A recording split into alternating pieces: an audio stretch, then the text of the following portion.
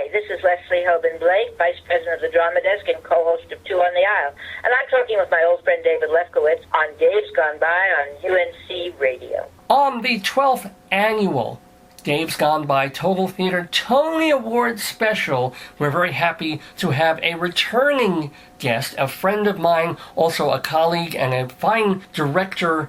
She is the former vice president of the Drama Desk, respected so much there that they created a position for her recently as first official historian of the Drama Desk. She is also the co-host every other week of the TV show Two on the Aisle that our mutual friend Charlie Gross founded, almost 3 decades ago. She is Leslie Hoban Blake, and she is physically falling apart, but well enough to be on our show once again. Hello, Leslie. Charlie, physically falling apart. Well, it's apt. It's true. I have to admit it. But part of that physically falling apart is not my fault. I am currently wearing a purple cast on my right wrist. It goes from the end of my fingers all the way to my mid-arm. Well, it's not, as some people think, in honor of Prince, although, of course, I was sorry to hear of his passing. It is indeed because I was sitting in the theater doing my job at Tuck Everlasting, a musical, 2 weeks ago, Saturday matinee, as a matter of fact. Some young man who needed to get to the bathroom in a hurry was jumping over everyone in the aisle, and I sit on the aisle, and Two on the Aisle, that's where I am. And when he got to me, he missed, and I put my arm up to try to protect myself, and he fell on it. Bent it backwards completely and completely broke my wrist and fractured the little bone at the end. Oh, my God. So, yeah, I'm out of commission with my hand. I'm fine. I do my job and I get around, but it's a pain, Well, yeah, and what's kind of ironic is that both of you were injured. Well, you were injured in the line of duty. He was injured in the line of duty. Yes. Oh, God. Well, then we have to talk about your play, right? Oh, do we? Oh. Is that a segue into the Miracle of the Long John by any chance? It could be. Well, no. Have you officially reviewed that on your show, Two on the Aisle, yet? We did chat about it. Okay. That was considered an official review. And I will only speak about my part of that chat, which is I really, really enjoyed the first part of it very much, which had to do with the duties of a critic and what the job entails and how you fit into that scheme of things when you come to New York. And it is something that could have happened to anyone, as my arm is something that could have happened to anyone, again, in the line of duty, but yeah. the way you were talking about. And I have to say that I actually recommended it to the board in terms of your outline of what the duties of a critic are, what we do and how we do it. I thought that was very, very well put together. I had a few problems with the second half. I already mentioned those to you. Sure. But I think that, considering that you didn't have a director of your own, I thought you staged it very, very well. Ooh. Well, thank you. But that's not what this interview is about. This is not about my little off-Broadway show that I do hope to bring back. This is about Broadway. This is about the Tony Awards.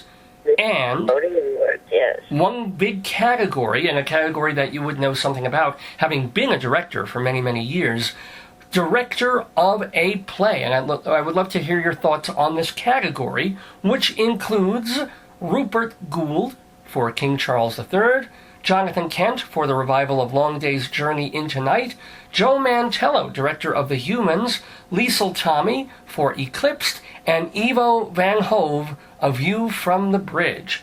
Leslie Hoban Blake, your thoughts on these nominees? The most important thing I want to say is that only 2 of these are original to Broadway. 3 are imports. I find that interesting. Among the 5, there is also a woman, and I am pleased to see that, Liesl Tommy and Eclipsed. And I must say that of the 5, I found Liesl Tommy's play to be the one that touched me the most. Eclipsed is a very strong play. It's about women. There are no men in it, although it refers to men. As it turned out, it was a complete group of women. The writer, the director, everyone in it was female. Something that hasn't happened before, I don't think, in that particular category on Broadway. So those are interesting facts. That would not be my reason for voting for her, but I wanted to point those things out. Sure. The second thing is that of the 3 imports, Rupert Gould with King Charles, Jonathan Kent with Long Day's Journey, and Ivo Van Hove with A View from the Bridge, all but one is a revival. In other words, King Charles III is an original. Long Day's Journey and A View from the Bridge, obviously, are revivals. And Joe Mantello's play, The Humans, moved from off-Broadway, as did Liesl Tommy's Eclipsed, to Broadway. So I wanted to bring in all of those background pieces on things that factor in when you look at a decision of how a play moved you and what you think about the direction of a play. That said, Ivo van Hove is an extremely divisive character on the horizon when you talk about directors. And by that I mean that a lot of people just don't like his work in general. And I have fallen into that category more times than not. I've had difficulty with a lot of the plays that he has chosen to. He, in the Little Foxes, he had actors thrown against a wall with Velcro, and so they would stick to the wall. Something I don't remember being in the original Lillian Hellman piece. Nor do I find it to be in the service of the play. And I will venture to say that I didn't find many of the stage effects, notably the music, totally unnecessary to my way of thinking. Well, now are we back to talking about A View from the Bridge? No, I'm talking about him in general, and now I'm talking about A View from the Bridge. Because let's also remind folks that Ivo van Hove had 2 shows on Broadway this season. He also has The Crucible. Both by the same author, Arthur Miller. Yeah. At least in the terms of The Crucible, I think he did more honor to the spirit of the play that he was writing. Everyone has the right to deconstruct a play if they so choose. And I think he did a brilliant job of doing this with the play that he did, the marriage play down at New York Theater Workshop earlier in the year. But that wouldn't have been eligible for a Tony anyway. Right. However, A View from the Bridge, and I understand that Miller's sister was in the audience, and unless this is apocryphal, I think either got up and walked out or both put her fingers in her ear, something like that. Whoa. He chose to emphasize certain things. He made it a boxing ring. He made it very contemporary. He had everybody running around barefoot, and at the end there was a terrific splash of surprise and, I thought, totally unnecessary stage effect to underscore what the play is about. A couple of years ago it was at MCC, a Broadway version with Scarlett Johansson and Liev Schreiber, that I thought was really quite exquisite. I thought it really got to the heart of what the play was about, which was not what I feel Mr. Van Hove got to at all. It is an emotional play. He treated it as a Greek tragedy, which it has its moments of being that, and it does definitely have an apocalyptic sense about it without having to put all those effects in. The words and acting of the play, when done properly, do that, and I just didn't think that the effects were necessary. Rupert Gould, on the other hand, took this brand new play about a once-and-future King Charles. The poor man is now in his late 60s and will never be king, that a man would wait his whole life to do this, and what the possibilities are if he were to get this great honor bestowed upon him and then make a poor choice of what to put his energies toward and how it would bring about his downfall. And it's done as a medieval drama, in a sense. Right. There are no sets. The people rise and they are their own. See, there I thought the direction of the play made it into something even more. It's written in Shakespearean iambic pentameter, and it's very, very strong, and the direction is absolutely of a piece with the play. You can't separate what he did from what it is. I suppose it can be done again somehow, some other way, but it was so strong in its direction that way.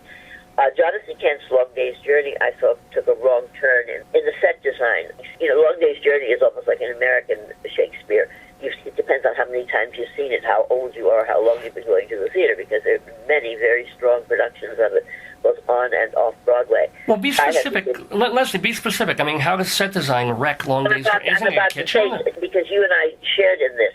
We both had the privilege of being at the National Critics Institute in Connecticut, which is called the O'Neill Foundation, where the original home where this play was set. Yeah. The stage directions of the play describe the home that he had in Connecticut, in Waterford. It's a dark and dreary place, and it lends itself to a dark and dreary play. And this particular set design looked like a set design, something out of Pottery Barn. It was a pale blue, open-ended. There was no sense of the stagnant quality of this house. It looked like a summer home in a Pottery Barn catalog. I have to take some disagreement with you. I haven't seen the revival of Long Day's Journey on Broadway, but yes, we were at the O'Neill together, and we did see, I forget the name of the place, but O'Neill's childhood summerish home. Yes. But when I was there, I mean, it was the middle of the summertime, so it wasn't like autumn with a fog rolling in and stuff. I thought, hey, this is a really charming little house. The real estate market at that point was booming. I was like, this is like $1.5 million house. This isn't so depressing. I like it here. That's the secret. It is a charming little house. This set design had a very high ceiling. You didn't have a third wall. Forget about a fourth wall. There was no third wall. So that it seemed to be much larger than it was. And sense of space has a lot to do with how you feel. If you feel confined or if you feel tight. If you do had a gobbler in a modern summer home, you don't get the same feeling as in a cramped, dark. I just feel that the set design has a lot to do with the feeling that you get about a play. And I think that this was one of the best acted productions of Long Day's Journey. The cast was impeccable. But I felt that the director made a wrong turn, and it is a director's responsibility. Everything on that stage, from casting to set design, is ultimately the director's choice. For sure. So what would be your choice? Would it be Rupert Gould for... My choice would have been Joe Mantello for Blackbird, not the Humans. I thought that Blackbird was extraordinary. I thought that Blackbird was the most exciting play that I saw all year on Broadway, bar none, even more so than Eclipsed. It was a subject matter handled in the most astonishingly direct and precise way, with extraordinary acting.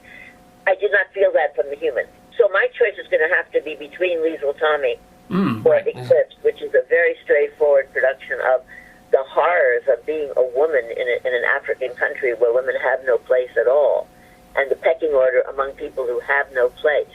It's just an astonishing idea. And Rupert Gould with King Charles. I frankly would make it a tie, except I know you wouldn't like that. It can happen, but yeah. I personally, as much as I would like to give it to Liesl Tommy, I'd like the woman to win a Tony on Broadway for her direction. I think that Rupert Gould's concept of King Charles, I think from the beginning to the end, I think that from the Gregorian chant at the top of the show to everything that happens without scenery, with this extraordinary language, I think it's the most wonderful direction of a play out there right now. Not the most exciting, not the most artifice, things that I'm blaming other directors for doing. I think that Rupert Gould, whom I do not know, harnessed all of those things and made the play become really alive in a very special way. I would like to say really very quickly, the Drama Desk nominated 2 women, both for off-Broadway plays. And I think that both of them deserve to be mentioned as well. Breaking that glass ceiling on Broadway has been much harder. Rachel Chafkin for the Royale up at Lincoln Center. Oh, that was so well done, yes. Extraordinary piece of directing, especially since the topic was boxing, and so it was not necessarily considered a woman's, field. And Jen Thompson for Women Without Men, a play from the 30s by a woman who never wrote another play, with an all-female cast again, about a little school in, I think it was Scotland or Ireland, I don't remember. But it was a lovely piece, Women Without Men, and what it can do to the women who do it. I mean, they might as well have been nuns, I just think Jen Thompson is a director to watch. I've seen her revival of a so-called comedy, part of the Brighton Beach trilogy. Neil Simon, the wonderful job she did. She is running a small company called TAC now, and she's doing a brilliant job. Well, Leslie Hoban Blake, remember, you can see her every other week on Two on the Aisle on Manhattan Neighborhood Network. The shows, after they air, are put on both YouTube and Daily Motion, so you can see her and Charlie Gross bantering about theater just the way that we have done here. We wish you... They're on forever, David. They're just on forever. You can go back and see all the different colors my hair has been in the last 10 years. I hope they're all of a sort of close shade. I mean, no, they go from sort of a reddish color into a blonde. It's. Well, if they go purple like your cast, I would worry about that. Anyway, Leslie, get better soon. Well, it takes 6 to 8 weeks. It is in the way we are built. It takes the same amount of time, no matter how big or how small the injury is. Oh wow. Yeah. Well, thank you again for being with us. Thank you, darling. Nice to talk to you always. You too. Bye-bye now. Bye.